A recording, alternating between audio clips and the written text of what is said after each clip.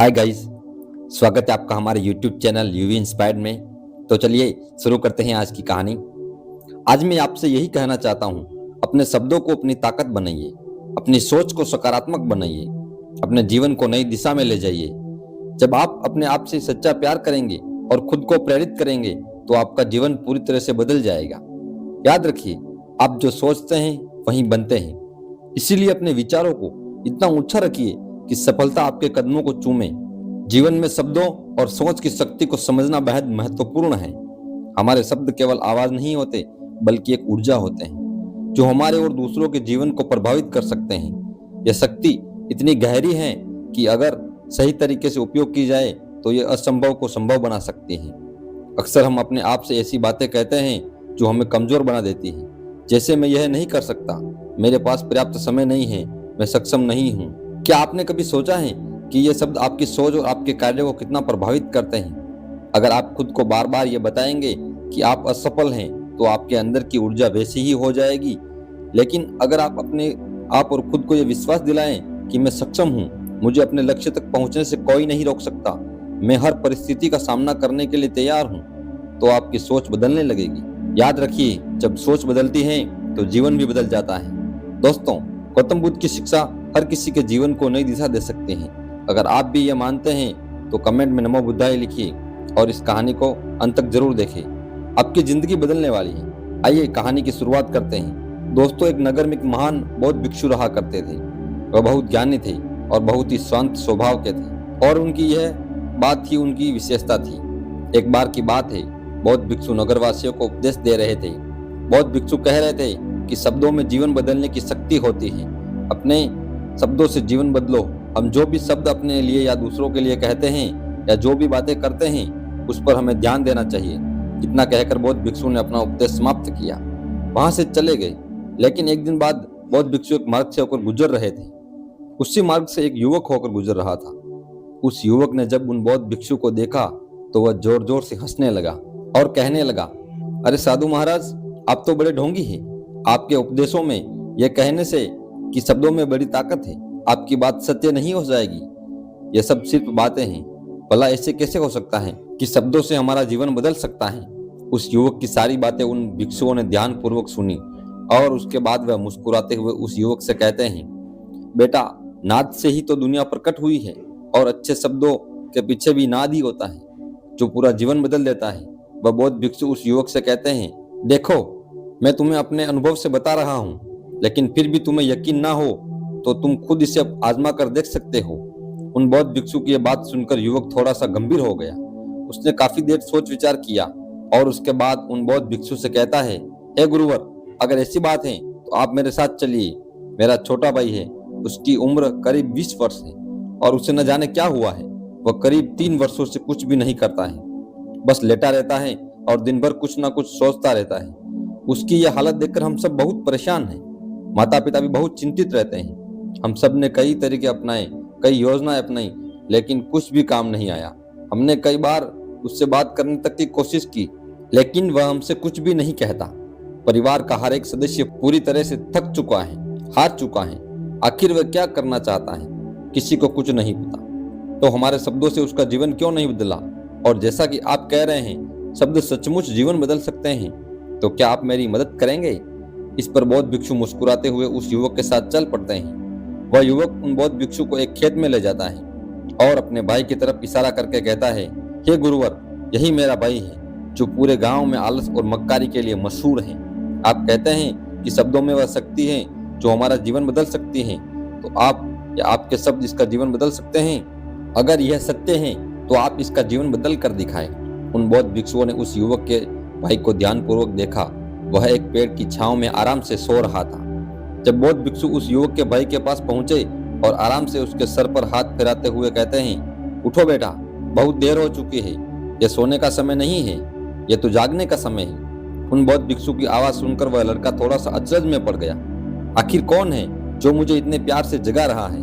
वरना सभी गाँव वाले तो मुझे आलसी और मक्कार ही कहते हैं। आखिर कौन है जो मुझे इतना अपनापन दिखा रहा है? उसने आंखें खोली और आंखें मलते हुए उनसे पूछा, हे गुरुवर, आप कौन हैं और यहाँ क्यों आए हैं? इस पर बौद्ध भिक्षु उस युवक से कहते हैं, बेटा, यह प्रश्न तो मैं तुमसे पूछना चाहता हूँ, तुम कौन हो? यही तो तुम्हें जानने की आवश्यकता है। उन बौद्ध भिक्षुओं की बातें सुनकर वह लड़का जोर से हंस पड़ता है और कहता है, हे गुरुवर, यदि आपको मेरे बारे में जानना है तो जाइए और गांव के किसी भी सदस्य से पूछ लीजिए, आपको पता चल जाएगा कि मैं कौन हूँ। आपसे हर कोई यही कहेगा कि वह तो आलसी है, मक्कार है, तरह तरह के ताने सुनाएंगे, तरह तरह की बातें कहेंगे। इससे आपको जरूर यकीन हो जाएगा, आपको यह पता भी चल जाएगा कि मैं कौन हूँ। तभी बौद्ध भिक्षु मुस्कुराते हुए उस लड़के से कहते हैं, सबसे पहले मेरी ये बात सुन लो, मेहनती इंसान के खुद के शब्द उसे अंदर तक चोट पहुंचाते हैं, इसलिए कभी भी अपने आप को कोसो मत, अपने शब्दों को सुधारो। और मेरी ये दूसरी बात भी सुन लो, मैंने उन गांव वालों से नहीं पूछा कि तुम कौन हो, मैं तुमसे पूछ रहा हूँ कि तुम कौन हो। लेकिन तुमने तो अपनी आदतें मुझे बताई। आलस तुम्हारी पहचान नहीं, तुम्हारी आदत हो सकती है, और इंसान नहीं, उनकी आदतें खराब होती हैं। इसलिए बेटा, तुम आलसी और मक्कार नहीं हो, यह तो तुम्हारी आदत है। बस इतनी सी बात जो गांव वाले नहीं समझ सकते। ये सारी बातें सुनकर वह लड़का थोड़ा सा आश्चर्यचकित रह गया, क्योंकि गांव वाले हमेशा उसे मक्कार, आलसी और तरह तरह के ताने ही सुनाया करते थे। उन बौद्ध भिक्षु की यह बात सुनकर उस लड़के की आंखों में आंसू आ गए। वह तुरंत ही दोनों हाथ जोड़कर उन बौद्ध भिक्षु के चरणों में गिर पड़ा और उनसे कहने लगा, आप सत्य कहते हैं, यह मेरी आदत ही है और मैं इस आदत से बहुत परेशान हूँ। मैंने बहुत कोशिश की, लाख उपाय किए, लेकिन मैं अपनी इस आदत से छुटकारा ना पा सका। इन आदतों से बाहर आना बहुत कठिन है। मैंने कई बार आलस छोड़ने का प्रयास तक किया, पूरी कोशिश भी की, लेकिन कोई लाभ नहीं हुआ। मैं जब भी कोई कार्य करने की कोशिश करता हूँ तो पता नहीं क्यों मेरा मन कहीं और भागने लगता है, मेरा दिमाग किसी और दिशा में काम करने लगता है और मैं उस काम पर ध्यान ही नहीं दे पाता हूँ। क्या करूँ, कैसे करूँ, मुझे कुछ भी समझ नहीं आता। जब भी मैं किताब पढ़ने की कोशिश करता हूँ तो मुझे नींद आने लगती है। मन में एक अजीब सा दर्द महसूस होता है, ऐसा लगता है कि मेरा जीवन यूं ही व्यर्थ जा रहा है। और जब मैं इस दर्द को बर्दाश्त नहीं कर पाता हूँ तो सो जाता हूँ, ताकि जब मैं उठूं तो मुझे दर्द ना महसूस हो। और अब तो मुझे यह यकीन भी हो चुका है कि मैं इन आदतों से नहीं निकल सकता। यह आदतें मुझे नहीं छोड़ने वाली। इस पर बौद्ध भिक्षु उस लड़के से कहते हैं, बेटा, यदि तुम इस आलस की आदत को छोड़ना चाहते हो तो मैं तुम्हें एक सही उपाय बता सकता हूँ, लेकिन उसके लिए तुम्हें कल सुबह मुझे मिलना होगा, तभी वह तरीका मैं तुम्हें बताऊंगा। यदि तुम उस तरीके से सीखना चाहते हो तो कल सुबह मेरे पास चले आना। इतना कहकर बौद्ध भिक्षु वहां से चले गए। लेकिन उन बौद्ध भिक्षु की सारी बातें उस लड़के के कानों में गूंज रही थी। वह यह समझ नहीं पा रहा था कि आखिर वह बौद्ध भिक्षु उसे कौन सा मार्ग दिखाने वाले हैं। वह ऐसा कौन सा उपाय बता देंगे जिससे उसके जीवन से आलस्य हमेशा के लिए खत्म हो जाएगा। देखते ही देखते रात हो गई। रात भर वह अपने बिस्तर पर करवट लेता रहा और उन बौद्ध भिक्षु की बातों के बारे में सोचता रहा। इसी प्रकार देखते ही देखते सुबह हो गई और वह लड़का उन बौद्ध भिक्षु के पास जा पहुंचा। वह लड़का उन बौद्ध भिक्षु को प्रणाम करता है और कहता है, गुरुवर, जैसा कि आपने कहा था, लीजिए मैं आ गया। अब मुझे वह मार्ग बता दीजिए जिससे मैं अपने जीवन में इस आलस्य को निकाल सकता हूँ। तभी बौद्ध भिक्षु उस लड़के से कहते हैं, बेटा, जब भी तुम्हारा मन दुविधा में हो, तुम निर्णय ना ले पा रहे हो और तुम्हारे मन में तरह तरह के प्रश्न उठ रहे हो कि मैं क्या करूं, कैसे करूं, इस कार्य को पूर्ण कैसे करूं, यह सब कैसे होगा, तब तुम वास्तविकता में अपने अतीत से सोच रहे हो। पिछली बार तुम्हारे ऐसा करने पर क्या हुआ था, अतीत में तुमसे लोगों ने क्या कहा था। तो आज से कभी भी अपने अतीत से नहीं बल्कि भविष्य से सोचो। इस पर लड़का कहता है, भविष्य से, वह भला कैसे। तभी बौद्ध भिक्षु उस लड़के से कहते हैं, मान लो कि तुम्हें आज किसी भी चीज की कमी नहीं है, तुम्हारे पास वह हर चीज है जो तुम चाहते हो, वह सारी सुख सुविधाएं हैं। तो अब बताओ तुम अपना जीवन कैसे व्यतीत करना चाहोगे। उन बौद्ध भिक्षु की यह बात सुनकर वह लड़का कुछ देर के लिए सोच में पड़ गया, क्योंकि आज तक उसने सभी गांव वालों के केवल ताने ही सुने थे। किसी ने भी आज तक उसके जीवन के बारे में उससे ऐसी बात नहीं कही थी और वह गुरुवर उसे आने वाले भविष्य के बारे में उससे बातें कर रहे थे। उन बौद्ध भिक्षु की यह बात सुनकर वह लड़का खुद से प्रश्न करने लगा कि अगर मेरे पास सब कुछ होगा, धन की कोई कमी नहीं होगी, सारी सुख सुविधाएं होगी, तो मैं अपना जीवन कैसे व्यतीत करूंगा। कुछ देर सोच विचार करने के बाद वह उन बौद्ध भिक्षु से कहता है, गुरुवर, मैं ये दुनिया घूमना चाहूंगा, पहाड़ों पर चढ़ना चाहूंगा, समुद्र की रेत पर चलना चाहूंगा और मैं एक बहुत बड़ा व्यापारी बनना चाहूंगा। तभी अचानक उस लड़के का ध्यान टूट गया और वह उन बौद्ध भिक्षु से कहता है, परंतु हे गुरुवर, यह सब कैसे संभव होगा। केवल मेरे मात्र सोच लेने से यह सब कुछ पूरा नहीं होने वाला। उसके ऐसा कहते ही उसके अतीत में बीती हुई सारी घटनाएं उसकी आंखों के सामने से गुजरने लगी और वह एक बार फिर से निराश होने लगा। अब वह यह सोचने लगा कि मेरे पास तो पैसे ही नहीं हैं, तो मैं भला व्यापार कैसे कर सकता हूँ। ना ही मेरे पास व्यापार का कोई अनुभव है। ऐसी स्थिति में मैं भला यहाँ से कैसे निकल सकता हूँ। उस लड़के के इस प्रश्न का जवाब देते हुए बौद्ध भिक्षु उस लड़के से कहते हैं, बेटे, हर रात में सोने से पहले तुम हर दिन अपना एक लक्ष्य कागज पर लिखो और सुबह उठकर सबसे पहले उस लक्ष्य को देखो और सोचो कि उस लक्ष्य को पाने के लिए तुम आज क्या कर सकते हो, और जो भी तुमने उस कागज पर लिखा होगा उस कार्य को उसी दिन पूरा करने की हर मुमकिन कोशिश करो। इस पर वह लड़का कहता है, ठीक है, आप सच कह रहे हैं, लेकिन जब मैं बहुत सोचने लगता हूँ तो मेरा मन बेचैन होने लगता है और मन में तरह तरह के विचार उठने लगते हैं, और इन विचारों को शांत करने के लिए मैं सो जाता हूँ ताकि वह विचार मुझे परेशान ना करे। उस लड़के की समस्या का समाधान करते हुए वह बौद्ध भिक्षु उस लड़के से कहते हैं, बेटा, अंतर्मन की चाल को पकड़ो और शब्दों की मदद से नया भविष्य बनाओ। तभी लड़का कहता है, हे गुरुवर, आप क्या कहना चाहते हैं? मैं आपकी बात समझ नहीं पा रहा हूँ। इस पर बौद्ध भिक्षु मुस्कुराते हुए कहते हैं, बेटा, कैसे होगा? ये जो सवाल है ये सवाल नहीं बल्कि एक डर है जो तुम्हारे अंतर्मन में बैठा हुआ है, जो तुम्हें अगला कदम लेने से रोक रहा है, तुम्हें कदम आगे बढ़ाने से रोक रहा है। यदि तुम वास्तविकता को देखो तो किसी को भी पता नहीं होगा कि वह कार्य कैसे होगा, लेकिन एक इंसान जब दृढ़ निश्चय कर लेता है तो वह अपने उद्देश्य को सामने रखकर लगातार प्रयास करता रहता है और वह अपनी सफलता प्राप्त कर ही लेता है। तभी वह लड़का उन बौद्ध भिक्षु से कहता है, हे गुरुवर, अगर ऐसी बात है तो मन में बार बार चिंता क्यों होती है? मन बार बार बेचैन क्यों हो उठता है? इस पर बौद्ध भिक्षु कहते हैं, बेटा, क्योंकि तुम्हें डर है कि तुम कमजोर हो। तुम्हारे अंतर्मन में बैठा है कि तुम में कुछ कमी है, तुम किसी काम के नहीं हो, और यही कारण है कि तुम कोशिश करने से डरते हो, क्योंकि तुम्हारा अंतर्मन हमेशा तुम्हें रोकता रहता है। जब भी तुम कोई कार्य शुरू करना चाहते हो तुम्हारा मन तुमसे पहले कह देता है, इससे आगे मत बढ़ना, अन्यथा तुम हार जाओगे। इसी कारण तुम्हें चिंता होने लगती है, तुम्हारा मन बेचैन होने लगता है। तभी वह लड़का कहता है, गुरुवर, आपने जो कुछ भी कहा वह बिल्कुल सत्य है, लेकिन अब आप ही मुझे बताइए कि मैं इस परेशानी से बाहर कैसे निकलूं। इसका जवाब देते हुए वह बौद्ध भिक्षु उस लड़के से कहते हैं, बेटा, इस समस्या का समाधान बहुत ही आसान और सरल है। तुमने देखा होगा कि अक्सर ही हम अपने आप को दोष देते हैं, अपने आप को तरह तरह के अपशब्द कहते हैं जो हमारे अंतर्मन में जाकर बैठ जाते हैं और वही हमें आगे बढ़ने से रोकते हैं। इन शब्दों का हम पर बहुत गहरा प्रभाव भी पड़ता है, क्योंकि जैसा हम खुद से कहते हैं, जैसा हम पूरी भावनाओं के साथ सोचते हैं, वैसा ही बनते चले जाते हैं। इसीलिए यदि तुम खुद को बदलना चाहते हो, तुम भी काबिल बनना चाहते हो, तो अपने अंतर्मन को नए संदेश देने की जरूरत है। जैसे कि मेरे शरीर का हर एक कण, हर एक हिस्सा, हर एक विचार शांति, ऊर्जा से भरा हुआ है। मैं एक दृढ़ संकल्प और आत्मविश्वास के साथ हर दिन लक्ष्यों को पूरा करने की कोशिश करता हूँ। अपनी कमजोरी को अभ्यास में बदलता हूँ, चिंता को ध्यान में बदलता हूँ। मैं उत्साह और ऊर्जा से भरा हुआ हूँ, लगातार अपने लक्ष्यों पर काम करता हूँ। ऐसे शब्द जब तुम खुद से कहोगे तो तुम शक्तिशाली महसूस करने लगोगे, तुम्हारी सारी चिंताएं खत्म होने लगेगी, क्योंकि यही शब्दों की ताकत है। वह तुम्हें वही बना देंगे जो तुम खुद से कहोगे। तुम जितनी भावना के साथ ये वाक्य बोलते हो, उसे महसूस करते हो, उतनी ही भावनाओं से ये शब्द तुम पर असर करना शुरू कर देंगे। धीरे धीरे ये शब्द तुम्हारे मन और व्यक्तित्व की सोच का हिस्सा बन जाएंगे। लेकिन मेरी एक बात याद रखना कि तुम्हारा अंतर्मन इतनी आसानी से नहीं मानने वाला। जब तुम आगे बढ़ो तो मौका मिलते ही वह तुम्हें पीछे खींचने लगेगा। तुम्हारे अतीत के बीते हुए सारे कड़वे अनुभव तुम्हें याद दिलाएगा, ताकि तुम डर जाओ और एक बार फिर से अपने लक्ष्य का पीछा करना छोड़ दो। लेकिन तुम्हें इसकी चिंता नहीं करनी है। उन सकारात्मक शब्दों के कारण तुम्हारा मन सकारात्मक विचारों को स्वीकार करने लगेगा। आगे वह बौद्ध भिक्षु उस लड़के को चेतावनी देते हुए कहते हैं, मेरी एक बात और याद रखना कि तुम्हारा ध्यान आलस्य पर नहीं होना चाहिए। अर्थात तुम्हें कभी आलस्य नहीं मिटाना, बल्कि तुम्हें एक नए भविष्य का निर्माण करना है और एक नए व्यक्तित्व का निर्माण करना है। तुम्हारा पूरा ध्यान केवल इस पर ही होना चाहिए।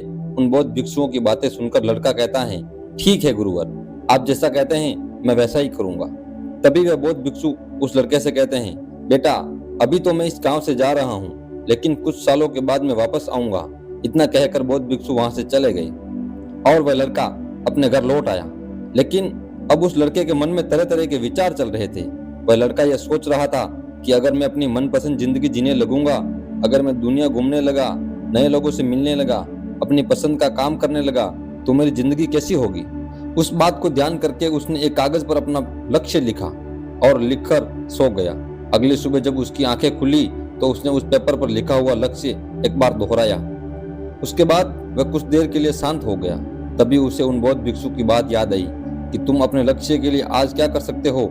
उसने खुद से सवाल किया कि मैं आज अपने इस लक्ष्य को प्राप्त करने के लिए क्या कर सकता हूँ। तभी उसे एक बार फिर से उस पेपर की तरफ ध्यान दिया।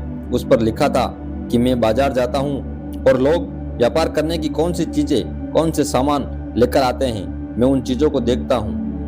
अलग अलग तरह की चीजें और सामान ले रहे थे और किसी ने उसकी कोई मदद नहीं की।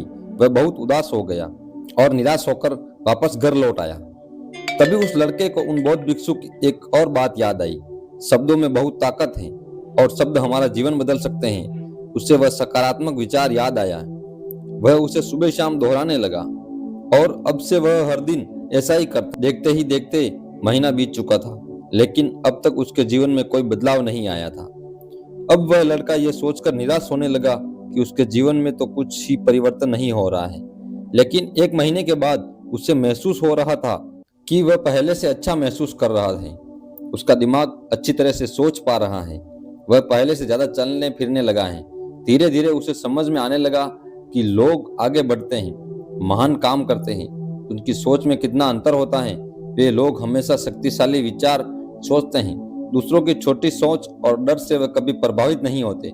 जब भी उनके सामने कोई मुश्किल आन पड़ती है तो वह घबराते नहीं, बल्कि उस समस्या का समाधान निकालते हैं। इस समस्या के समाधान पर ध्यान केंद्रित करते हैं और ना ही वह कभी किसी का इंतजार करते हैं। वह केवल खुद पर विश्वास करते हैं और तुरंत ही कदम आगे बढ़ाते हैं। जब उस लड़के को ये सारी बातें समझ में आने लगी तो उसने धीरे धीरे अपने कदम आगे बढ़ाने शुरू किए। उसने बिल्कुल वैसा ही व्यवहार करना शुरू किया। अब से वह कभी खाली नहीं बैठता था। जब भी उसका मन काम करता वह बाजार जाता और लोगों के बारे में जानता, समझता कि वह किस प्रकार व्यापार कर रहे हैं, कौन सी चीजें खरीद रहे हैं और किन चीजों में उन्हें लाभ हो रहा है। जब उनका मन काम करता तो अपने पिता की मदद भी करता। वह अपने पिता के साथ मंडी में जाता, वहां पर जाकर मोल भाव करता, हमेशा कुछ न कुछ सीखने में जुटा रहता। तभी एक दिन गांव में एक मसाले का व्यापारी आया। उसे कुछ पढ़े लिखे नौजवान की जरूरत थी जो माल की गिनती कर सके और हिसाब रखने का काम कर सके। वह लड़का अपने लक्ष्य को जानता था कि उसे क्या पाना है। उसे समझ में आ गया कि इस काम से उसे बहुत कुछ सीखने को मिलेगा। बेहिचक उस सेठ के पास पहुंच गया। वह जानता था कि उसे उस काम के बहुत कम पैसे मिलेंगे, लेकिन फिर भी वह उस काम को करने के लिए तैयार था। अब उस लड़के की सोच पूरी तरह से बदल चुकी थी। अब वह बाकी लोगों की तरह नहीं सोचता था, बहुत ईमानदार और समझदारी से काम करता था। देखते ही देखते करीब 3 महीने बीत गए। अब व्यापारी यह समझ चुका था कि नौजवान बहुत ही समझदार है और वह उसे व्यापार में बहुत मदद करता है। इसलिए उस मसाले के व्यापारी ने उस लड़के को अपना सहायक बना लिया। उस व्यापारी ने देखा कि इस लड़के की दिनचर्या सबसे अलग है। यह हर दिन पढ़ता है, लिखता है, सुबह उठकर ध्यान करता है, नई चीजें सीखता है, परेशानी आई तो विचलित नहीं होता। यह सबसे सम्मान से बात करता है, सबका आदर करता है। देखते ही देखते 1 साल बीत चुका था और अब तो व्यापारी उस नौजवान से बहुत खुश था। उसने धीरे धीरे उस नौजवान को व्यापार के सारे गुण सिखा दिए और देखते ही देखते वह लड़का अब एक छोटा सा व्यापारी बन चुका था। और जब उस लड़के के अंदर व्यापार की समझ आ गई तो उसने जड़ी बूटियों का व्यापार शुरू कर दिया। देखते ही देखते केवल कुछ ही वर्षों में उस नगर का सबसे बड़ा व्यापारी बन गया। लोग उसे सबसे बड़े व्यापारी के नाम से जानने लगे। उसका नाम दूर दूर तक फैलने लगा। करीब 5 वर्षों बाद जब वह वापस अपने घर लौटा तो लोग बहुत हैरान थे। उसे देखकर लोग बहुत अचंभित थे। उसके सारे जानने वालों ने उस लड़के से पूछा, तुम इतना कैसे बदल गए? तब उसने कहा, उन गुरु ने सच ही कहा था, शब्दों से हम अपना जीवन बदल सकते हैं। दोस्तों, इस कहानी से हमें यह सीखने को मिलता है, हमारे शब्दों और विचारों में अद्भुत शक्ति होती है। नकारात्मक सोच और शब्द हमें कमजोर बनाते हैं, जबकि सकारात्मक सोच और आत्मविश्वास हमारे जीवन को सफलता और शांति की ओर ले जाते हैं। इसलिए हमेशा सोच समझकर शब्दों का चयन करें और अपने विचारों को सकारात्मक रखें। दोस्तों, उम्मीद है आपने आज की इस वीडियो से जरूर कुछ ना कुछ सीखा होगा। तो इस वीडियो को लाइक और अपने दोस्तों के साथ शेयर करना ना भूलें। हमें ऐसे ही सपोर्ट करने के लिए चैनल को सब्सक्राइब और घंटी को जरूर दबा दें। तो चलिए मिलते हैं